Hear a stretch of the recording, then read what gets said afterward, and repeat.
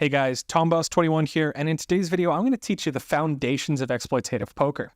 We'll start with a GTO versus exploit comparison, then I'm going to teach you the 5 fundamental imbalances and how to exploit each one of them. We'll back each one of these up with practical examples from GTO Wizard's node locking tool. Hey everyone, before we start the video, would really appreciate it if you could hit the like and subscribe buttons. Your support means a lot to us. Let's talk about balanced versus exploitative poker. A balanced style of poker is a defensive strategy. It seeks to minimize your own leaks and it doesn't adapt to the opposition. This style, when implemented correctly, carries no risk of counter-exploitation and is the strongest fixed strategy you can play. It doesn't require any reads. However, the downside is it doesn't necessarily maximize win rate because it doesn't seek to take advantage of your opponent's mistakes. That's where exploitative poker comes in. Now, an exploitative style is offensive. It seeks to attack your opponent's leaks, and it adapts to different types of opponents. However, any exploit carries some risk of counter-exploitation. And to do this properly, you require reads, so you need to have some insights into your opponent's strategy. This style, when done correctly, can maximize your win rate. Many players will argue that you're either one or the other. You're either a GTO player or you're an exploitative player. But this couldn't be further from the truth. The best players in the world use a hybrid approach, and furthermore, you can't understand one style without understanding the other. For example, GTO is informed by the potential exploits of the position, whereas exploitative poker uses GTO as a baseline. If you're looking at some solver output, some sim, how are you going to understand why it is the way it is, without also understanding that the opponent could exploit them in this or that way if they didn't use this strategy? And conversely, how are you going to play exploitative poker if you don't know how to use GTO as a baseline? How can you say that they're bluffing too much if you don't know what the right amount of bluffiness is in the first place, right? You need one for the other. In fact, this is actually how solvers work. To generate a Nash equilibrium solution, you take 2 exploitative bots, have them play each other until neither can exploit further, and that's equilibrium, that's GTO. There are 2 categories of exploits: proactive and reactive. A proactive exploit involves adjusting your strategy before they've deviated, so anticipating their mistake. Whereas a reactive exploit involves adjusting your strategy after they've made their move. If you watched our previous video, Don Corleone calls this the setup and punish. Before you can start implementing these tactical exploits, you first need to learn to recognize imbalances. An imbalance is a way some strategy can be different from GTO. The problem is there's an infinite number of strategies, so we need to break this down into different categories. I call these the 5 fundamental imbalances. The first one is betting volume, which asks what lines they're putting in the most money. Do they put a lot of money into the betting line or the checking line, for example? The next is equity management, which asks how they appraise their hand classes and how they allocate their value and nutted hands. Are they putting lots of nuts into this line but not that line? Well, that's a useful piece of information. The next is polarity, or more generally, range morphology. So this asks, is their range representing nuts and bluffs, or is their range more middling strength hands? Then we have elasticity, which asks how sensitive their response is to pricing. Will they react the same way to a small bet as they would a medium bet? Well, that's another crucial piece of information. Finally, there's board coverage. Board coverage generally asks how well they can represent hand classes on different types of runouts.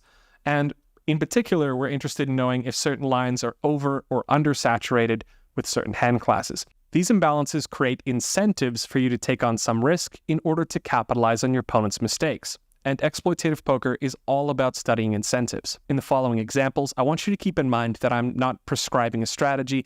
I'm not saying you ought to be playing this or that way. I'm merely demonstrating how these imbalances incentivize your exploits. Something else to keep in mind, and we'll see this in some following examples, is that solvers will actively try to thwart your node locks. You must keep in mind when studying with solvers that they are just EV maximizing algorithms. So if you force one player to play a hugely minus EV strategy, it probably tries to redirect those hands into other lines in order to minimize the damage. I'm going to show you a few tips and tricks for studying with node locks and how we can prevent it from ruining our experiments. In this video, we'll break down the 5 fundamental imbalances and we'll show you how to attack them using GTO Wizard node locking. Let's start with betting volume. Recall, betting volume asks what lines your opponent is putting in the most money. That's where you'll want to put your value hands. They could be putting in money through bets or raises or through calls. Now, imagine that your opponent bets a lot when you check to them. That's going to give you an incentive to put your nutted hands into the checking line because that's how they'll make more money. Conversely, imagine your opponent raises a lot when you bet. That's going to give you incentive to put your nutted hands into the betting line because they'll expect to face more raises and therefore make more money. So it all comes down to the idea of just imagine you had the nuts. What line makes the most money? Generally speaking, your nutted hands dictate your strategy and the rest of your hands follow along. So let me dive into an example. For my first example, I've chosen a blind versus blind single raise pot. Ranges are taken from a cash game. However, these fundamental exploits will apply to all formats. Let's run an experiment. Here we can see the original strategies. When we check, big blind is supposed to check back often, but sometimes they hit us with this really big pot size bet. I want to make them more aggressive when we check. So instead of 26% of the time, we're going to make them bet 40% of the time. We'll lock, solve, and here we can see now they're being more aggressive. How should small blind adapt knowing that big blind is too aggressive in the checking line? So how should we react or proactively adjust small blind's range? Well, unsurprisingly, it is now checking 100% of hands.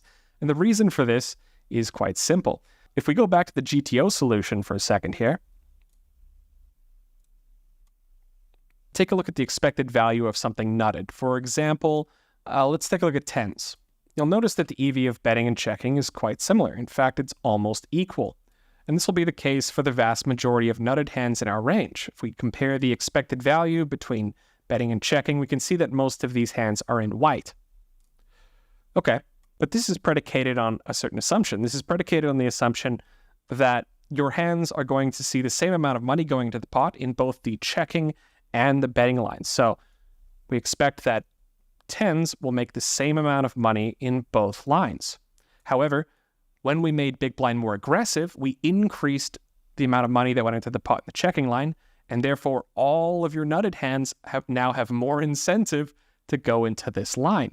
And because all our nutted hands want to go into the checking line, the rest of the hands followed along because, well, the solver doesn't want to put a bunch of mediocre hands into one line and all the nuts into another because that's too exploitable. Going back to the node lock here, we can see that if we change this to compare EV, and we compare, for example, the expected value of checking against betting, and just filter for the top of our range, you'll see that all of a sudden our value hands are lit up in green, indicating that checking is now higher EV than betting. Let's try another experiment. Let's imagine that big blind is raising too often against our lead. So they're supposed to raise 13% of the time. We'll put that up to 20% and lock that in place. How should small blind adjust? Well, logically, we'd think that they should be betting more with their value hands, right? Because they'll make more money that way. Let's take a look. If we compare this to the GTO strategy, we'll see that we're actually checking a lot more overall. You can see that GTO was actually more aggressive than our node lock strategy. What's going on here? And similarly, even our value hands are checking more often. And this is an important lesson when it comes to working with solvers. You see, solvers are EV maximizing algorithms, and they're going to do everything they can to minimize the damage for whatever crazy strategy you force them to take. So what's happening here is that when we check, big blind has actually increased their betting volume in this line in order to balance it out. So we firstly increased the expected value of the betting line. So we increased how much money is going in here. And then to compensate, big blind is now increasing the betting volume in the checking line. If we compare to the GTO solution, we can see that big blind is now more aggressive than they were before, putting in quite a bit more betting volume now. And they've done this to compensate for the fact that the 25% line is now a line where they have to put in too much money. So they're trying to balance it in both cases. Okay, so let's repeat this experiment one last time. And this time we're going to force big blind to check a GTO range. Okay, so it's the exact same setup, but this time I've forced them to behave the exact same way as GTO in the checking line, so they can't balance out their betting volume. And I've still forced them to raise more often in the betting line. Going back here, we can see that small blind strategy has adjusted, and in particular, it's become a lot more linear. You can see with overpairs plus, we are very rarely slow playing. Compare that to the GTO solution. Here we can see we're betting less often, but hands like straights, sets, two pair, overpair, top pair, all of these hands are betting more often in the node locked solution because they expect to make more money in that line. And so this is the key concept of betting volume. Your nutted hands will want to follow the line that makes the most money, obviously, right? And the rest of your hands tend to follow along. Well, there are some complications. For example, we saw earlier with the silver adjusting its strategy and trying to balance its betting volume. Overall, the heuristic will always apply. It should be noted that betting volume is not restricted to one street. In reality, opponents might be putting in more volume on later streets, and that can change the equation. But you need to understand this fundamental thing in order to begin your exploits. The next fundamental imbalance comes down to how they manage their equity. There are two parts to this. There's nut allocation, which asks where are they putting their strongest hands? Are they putting a lot of value into this line or that line? And then hand appraisal. So how much do they value different types of hand classes? How much money are they willing to put in with this type of hand or that type of hand? So let me show you some examples of how you can use this concept to exploit in poker. For this next example, I've chosen a button versus big blind single raise pot. Flop is ace-6-3. We bet small, get called. Turn is the 6 of spades, pairing the middle card. So surprisingly, button prefers this massive 200% overbet here with like a thin part of its range. You can see with this overbet, they're representing things like boats, trips, very strong top pair, and about 56% of the range are bluffs. Okay, so here's a question for you. Do you believe that your opponents, when they overbet twice the pot, are bluffing more than half the time? Maybe not? Okay, well, let's see what happens if that's the case. Let's node lock this. And I'm going to start by locking everything in place, and I'm going to adjust the strategy. So first of all, we're going to make all of these nutted hands, so trips plus are all going to pure bet. And let's go ahead and adjust the trash hands. So I'll use this little filter thing here, and we'll just make them check more of these bluffs. So now they're under bluffing and value betting too much. So we've created a value imbalance. Now, the exploit against this is very, very obvious. Obviously, we're going to overfold because they're too value heavy. But how much are we going to overfold? Well, we're going to overfold a lot. So you can see we're folding 92% of our range. Let's compare that to the GTO strategy. Here, we can see the original GTO strategy was calling about a third of the time. The new strategy is only calling about 7% of the time. So, as you can see, the adjustment is pretty obvious. The main thing being that hands like top pair, under pairs, all of these marginal bluff catchers are no longer good calls because they're not going to be checking back the river often enough. Their range is too value heavy. So a lot of these mediocre bluff catchers that rely on your opponent betting turn giving up river, they're just no longer going to make enough money. That one's pretty obvious. Something else to keep in mind is that button has checked or has capped their checking range. So the checking range no longer contains any of these strongest hands. And therefore, so just as an example, none of these hands are checking anymore, so they can't represent trips, full houses, quads on any river. So obviously you can attack them pretty aggressively on a lot of different rivers. Yeah, I'll just choose like a 7 of clubs, for example. You can see it absurd, like 1,000% overbet, just 10x all in. And this is just coming from the fact that button's range is going to be too capped in a lot of these lines. All right, so let's do the opposite test this time. Let's make them too bluff heavy. So I'm going to revert to the GTO strategy. And again, we'll start here. We're going to node lock this, except this time we're going to have them bluff more often with air. So again, we'll lock everything in place and we'll just have them bluff, let's say, some flush draws and just some random weak air. Okay, so now we've created a bluffing imbalance. They're bluffing too often, way too often. So how do we handle a situation like this? Well, they put in a lot of money with a very polarized range. And as you can see, the silver just doesn't fold a lot, right? The problem is that button is simply representing too much air. So what's going to happen is the button's simply going to have to just check back the river a ton. So for example, if I choose like a 2 of hearts here, we could probably bet pretty aggressively, but even if we check on some lines, basically they're just gonna have to check behind a lot of the time. As you can see, like it looks like a lot of red here, but keep in mind these offsuit combos count for a lot of weight. And so they just end up checking behind with complete garbage. You can see it's just pure air so often that basically anything with showdown value in our range is gonna be a fine call, even king high, which is absurd. I mean, maybe don't actually do that, but as you can see, the silver gets pretty out of line if you're too bluff heavy or too value heavy. So this time, what I want to do is model a player who isn't going to be able to find the fold with hands like top pair or like a nut flush draw here. So put in this bet and we'll node lock them. And this time, instead of locking everything, I'm just going to use what's called combo locking. So I'm only going to lock, for example, just this one hand class, top pair here, and the rest of their range can adjust. Let's see what happens. So we're modeling a player that overvalues top pair and is willing to call even like a 2x pot bet here. Let's compare what has happened. So first of all, we'll notice something interesting is that their calling volume hasn't changed at all. They're calling exactly the same frequency, although with different hands. And this is kind of odd.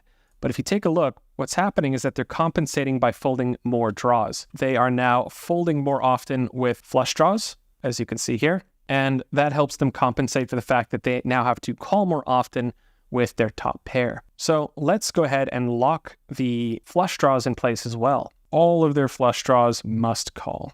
And again, what we can see here is that the calling frequency still hasn't changed, but something else has. So let me go back to hands and compare against the GTO solution.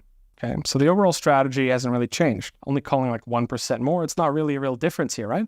So what's happening? How are we able to lock these calls in place and yet they aren't calling more often? Well, what's happened is another lesson in node locking. A solver will do whatever it can to minimize the damage of whatever absurd strategy you forced it to play. And in this case, it's found that donking is now a much better strategy because now it doesn't have to put its top pair into this really ugly line you forced it to play. So now we'll find that most of the flush draws as well as the top pair are now going into a donking line. We don't want that. So what we'll do is, again, just force them to check. This is what they were doing in equilibrium. They were just checking on the turn, always. Again, we're going to force them to check, and now our experiment should work. A good tip to keep in mind is to always lock the root nodes. Otherwise, the solver may proactively adjust in order to thwart whatever you're trying to do. Okay, here we put in this big size. Now we can see that they're calling, let's say, 45% of the time. So now they are calling more often. Again, comparing this to GTO, we can see now their calling frequency has realistically increased quite a bit. So how should Button proactively adjust their range, knowing Big Blind is kind of a station? Well, exploit should be obvious to most strong players. It's to bet more value heavy, bet a lot more linearly. So let's compare. Sizing hasn't changed. We're betting a little bit less often. You can see from 22 to 19. But what's mainly happened, we are now betting more often with our best hands. So you can see in the GTO solution, we are only betting 35% of the time with our best hands. And now we're betting 52% of the time. And the other thing is that we're bluffing less often. So you can see weak hands and trash, bluffing less often, bluffing less often. So it's pretty straightforward. If your opponent is calling too much, your bluffs aren't going to make enough money, so you bluff less often.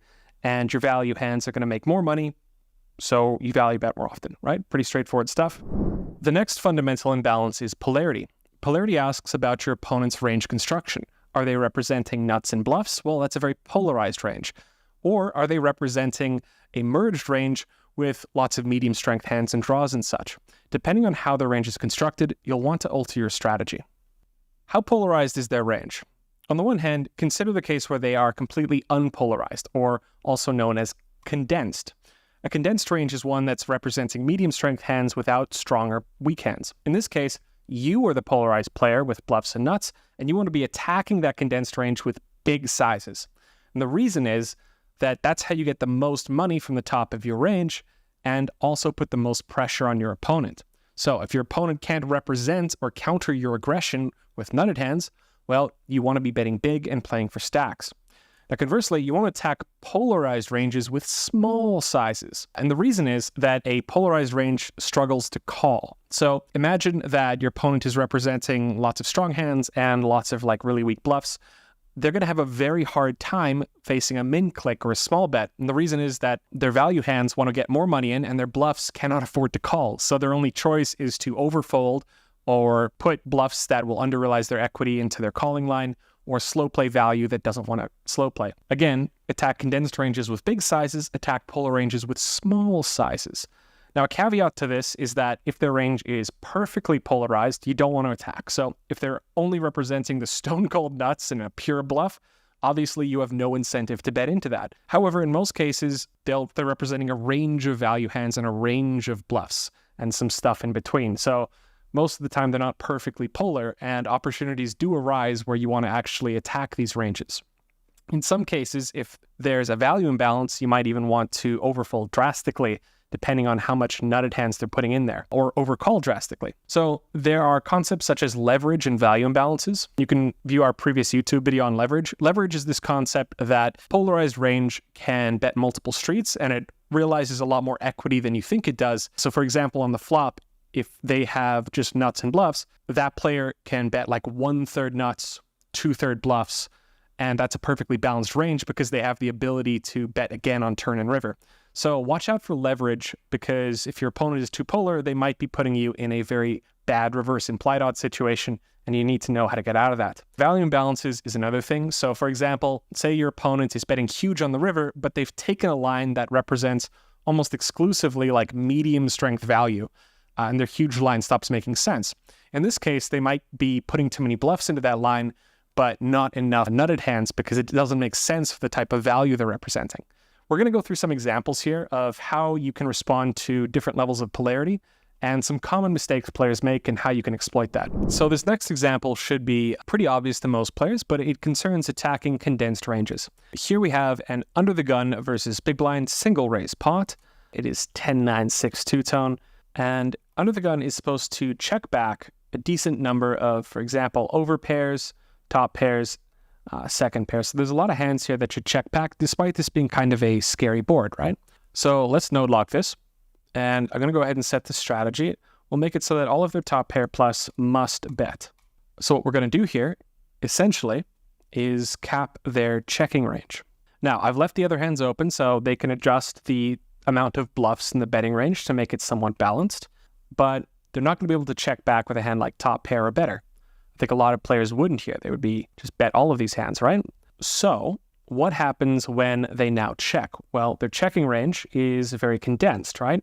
Second pair, third pair, low pairs, lots of pairs and ace high. And they've had to bet quite a bit wider now too to compensate for the fact that they put all their value into their betting line. Unfortunately for them, what this means is that when they check and take some bricks, well, I guess queen isn't really a brick, but on most turn cards, under the gun is going to struggle in their check back line. And the reason is that they've capped their checking range, right? And so now we can attack this quite aggressively, 42% of the time. If we compare that to the GTO solution, here you can see that originally we were betting like only 8.5% of our range, and now we're betting 44% of the time. And if we choose like a different turn card, for example, let's say like a 2 of clubs or something, we're going to see that it's able to bet very aggressively because this doesn't trump the top pair. Yeah, so now 280% with 2/3 of our range. So very, very aggressively attacking under the gun here. We could even say that the queen was actually kind of a godsend for under the gun because it devalued big blind's top pair. But here, top pair is effectively the nuts, right? So 10x is ahead of basically 100% of under the gun's range because UTG didn't trap enough. And so big blind can now attack super aggressively and put them in a really bad spot. This is the basic concept. If your opponent is capping their range, they're too condensed, you generally want to attack with really big sizes and aggressive strategies. All right, let me show you how to attack ranges that are too polarized. So this is a button versus big blind single raise pot, and Jack 5 is a beautiful board for the button because they can range bet super wide, and they do so here.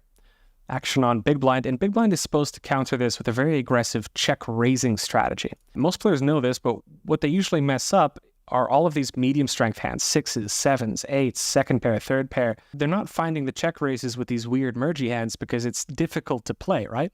It feels like you're playing, like overplaying your hand. But this is just the right counter to a range bet. So let's see what happens if we force big blind to check raise a more polarized strategy.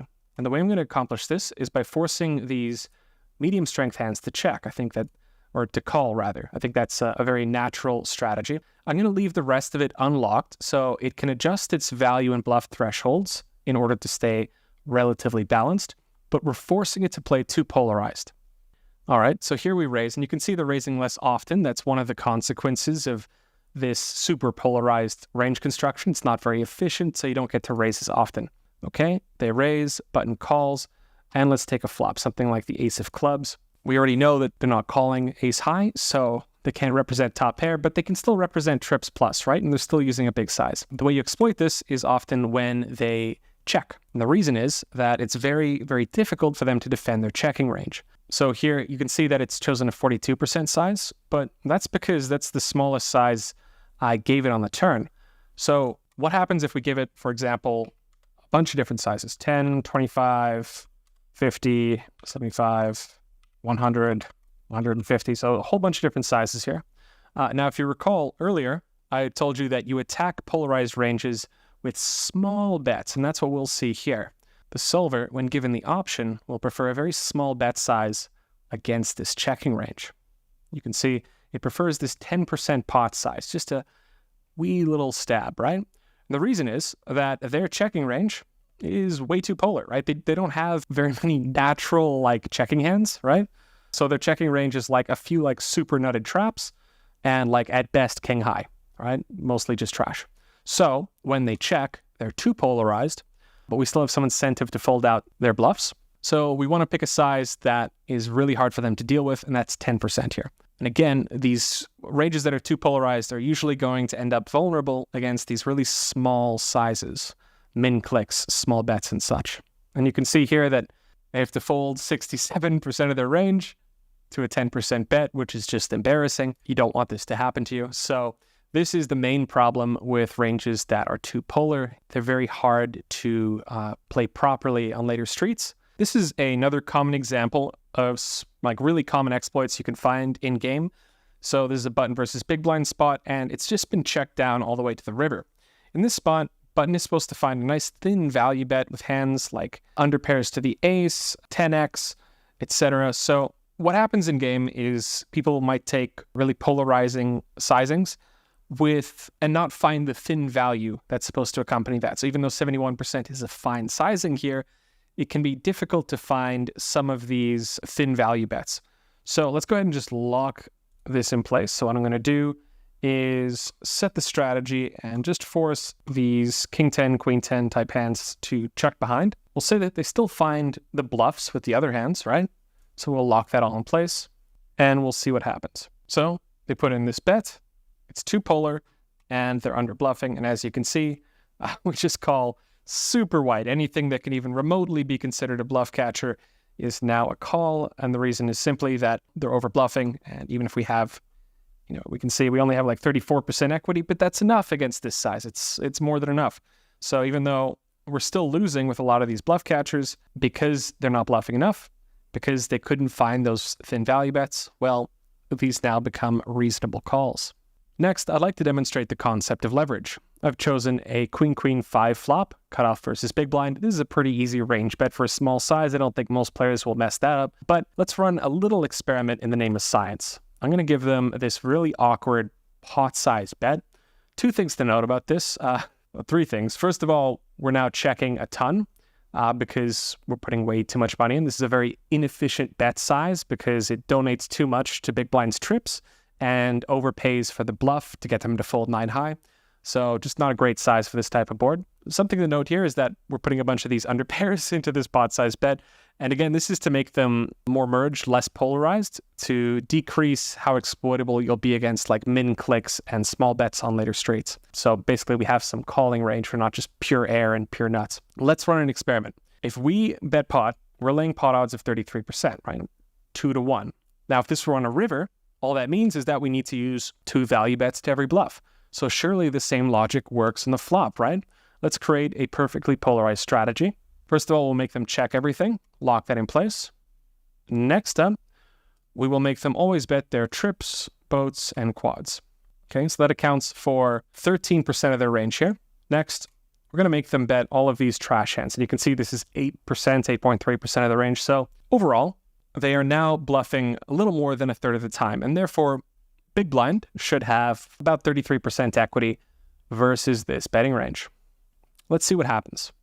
Put in this pot size bet, and they are just overfolding like mad here. And the reason is that bluff to value ratios in the river don't work the same way on turn and flop. If you go check out my leverage video, you'll see that they actually compound. The reason for that is because when cutoff bets and gets called, the hand isn't over. They can then bet turn and river, and they can keep repolarizing and attacking you again and again and again. So what actually needs to happen is you're not looking for 33% equity. You're looking to capture 33% of the expected value of the pot. And that's not going to happen against an opponent who's super polarized like this, because you're just not going to realize your equity with hands like 10s and 9s and 8s and such. And so this is the concept of polarity. Solvers will drastically overfold, especially on earlier straights versus very polarized ranges, even if those ranges are laying the quote-unquote correct pot odds, simply because of leverage. And this is why, if we go back to the GTO solution here, you'll find that it was actually bluffing quite a bit more than a third of the time. In fact, about 2/3 of the time, it was bluffing with hands as weak as ace high, king high, and worse. So on the flop, you need to be bluffing more than on later streets. The next fundamental imbalance is elasticity. This is probably the most dangerous one. Now, elasticity is a term I borrowed from economics, which means how sensitive is their response to pricing. If they're highly elastic, then they're very sensitive to pricing. Whereas if they're inelastic, they are insensitive to pricing. So for example, an inelastic player may fold the same hands regardless of bet size, call these hand classes regardless of bet size, etc., etc. Now, this is not one or the other. It's not binary. It's more of a scale, where GTO would be the most elastic, and most people, human implementation-wise, are less elastic than GTO, novices being the least elastic. So I'm going to show you how to take advantage of an opponent that isn't elastic enough with their bet sizing, and I'll show you why this is such a dangerous exploit in the first place. For this next example, I've chosen a small blind versus cutoff 3-bet pot. As you can see, I've given it two sizes, 20% and 66, and it happily splits between both bet sizes. Now, what were to happen if we were to make cutoff's response less elastic versus this bet size? So what do I mean again by less elastic? Well, I mean that it's going to kind of fold and call and raise similar hand classes either way. So what we'll do to demonstrate this, first of all, I'm going to have them fold all of their trash. Then I'm going to have them call all of these weak hands, and they can adjust their best and good hands as they see fit. So now we're modeling a strategy that always folds this trash hands, always calls these kind of medium strength showdown value hands, and we'll do the same thing against the larger bet size. So it's already folding all of this trash, so we'll just lock that in place, and then we'll have it call these medium strength hands either way, fold these. So same strategy. They have to call medium strength hands, they have to fold trash hands, and the top of the range is free to adjust as it pleases. What I'm saying here is that part of the range is relatively inelastic, right? A lot of these bet sizes are now kind of locked in place. So if we take a look at how small blind has adjusted, we'll see that now they've just started range betting for this small size. And part of the reason for this, well, now they're overfolding versus this small size, obviously. So you can just go ahead and put a whole bunch of really weak trash in here. You'll see that we're not representing very strong hands with this size, right? Very few sets, two pairs, over pairs. Mostly we're representing just a bunch of nonsense.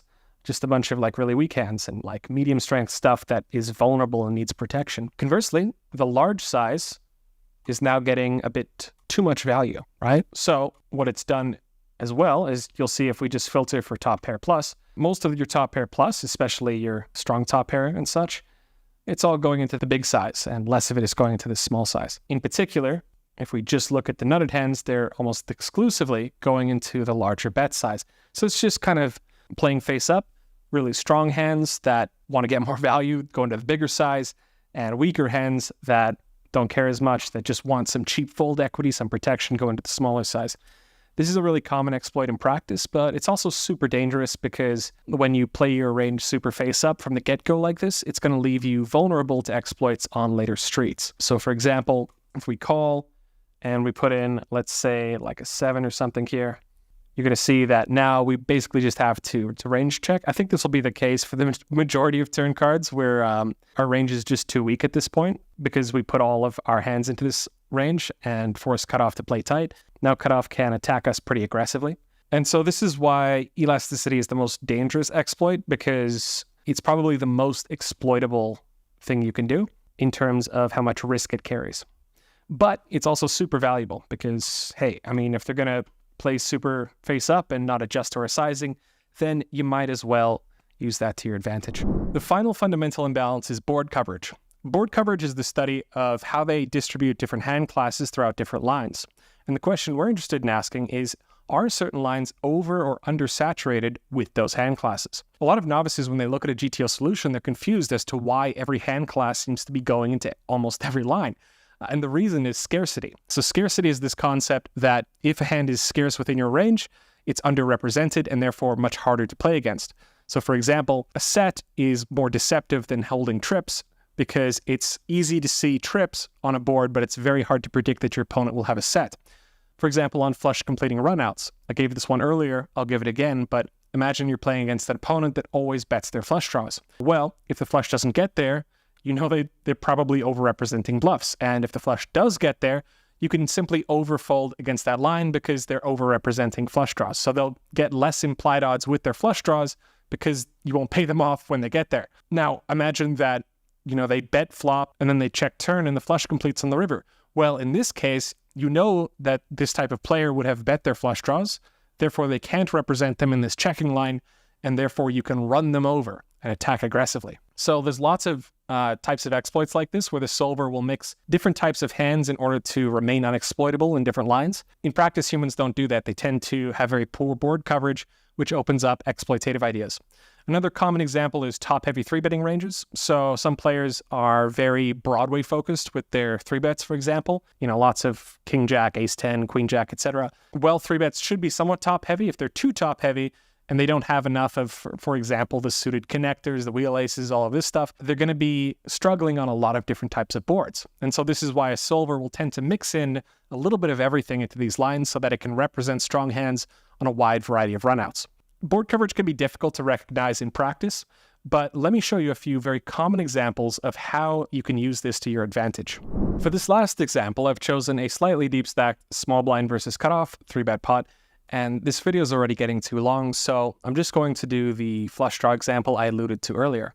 Now, you'll notice I've switched into horizontal mode.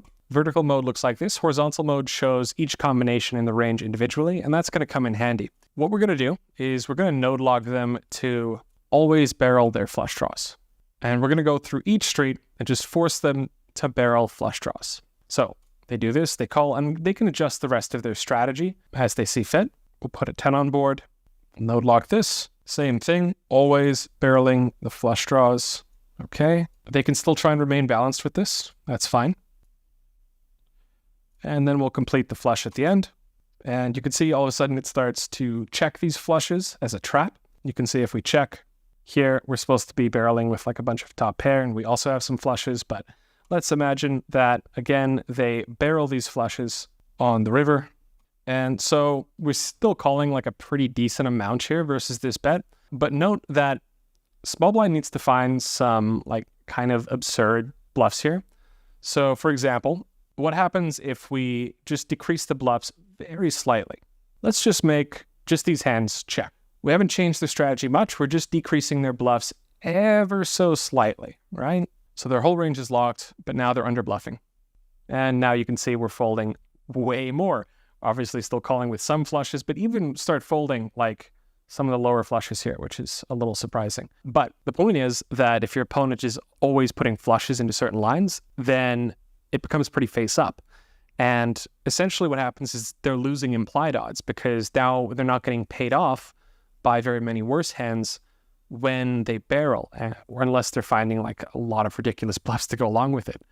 Moreover, the other exploit is that, for example, let's say they check, and let's say we check behind and we get an ace. Well, remember that they always barrel their flushes or their flush draws. Now that they don't have flush draws, we can play pretty aggressively, right? You can see 171% pot, 100% pot. We can be very, very aggressive on these flush completing runouts if they've checked, because we've made the assumption that they're barreling their flush draws, right? And this is the same for any hand class. If any one particular line becomes too saturated with certain types of hand classes, especially when it comes to semi bluffs, essentially those hands will lose implied odds because it's more obvious that your range contains too many or not enough of this type of hand. I've heard players call this the concept of scarcity. Like I said earlier, hands that are not in your range very often, it's harder for your opponent to defend against those. But in this case, or in the last case, I should say, where they're putting all of their flushes into one line and onto other lines, it's the opposite, right? It's too saturated in one line.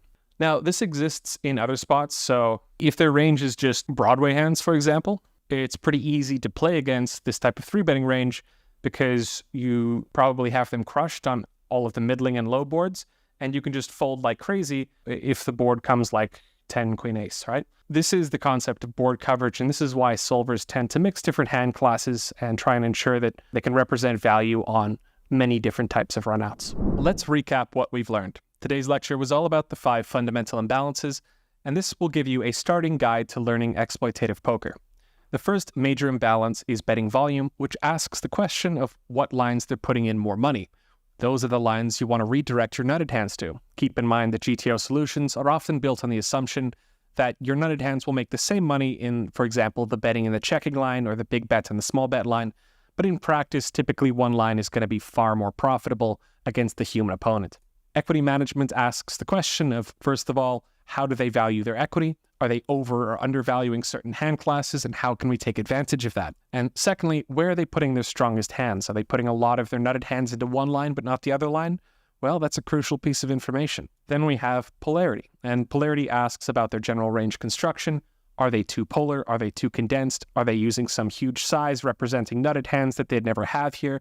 If so, maybe that's a bluffing imbalance, and we can attack this by modulating our bet sizing as well. Next, there is elasticity, which asks the question of how sensitive they are to pricing. Are they going to fold this or that hand kind of regardless of bet size? Are they going to call this or that hand class regardless of bet size? Well, that creates incentive for you to play your hand strength. And finally, there is board coverage, which asks if certain hand classes are over or underrepresented in their range. And this creates some clairvoyance and allows you to play against that range more easily, so you'll know when they've improved a lot and when they haven't improved at all. These 5 fundamental imbalances will guide your exploitative strategy and allow you to build more complex exploits going forward. All right, thanks for watching, guys. That's my video. If you like this content and you got something out of it, if you found it valuable, please like and subscribe.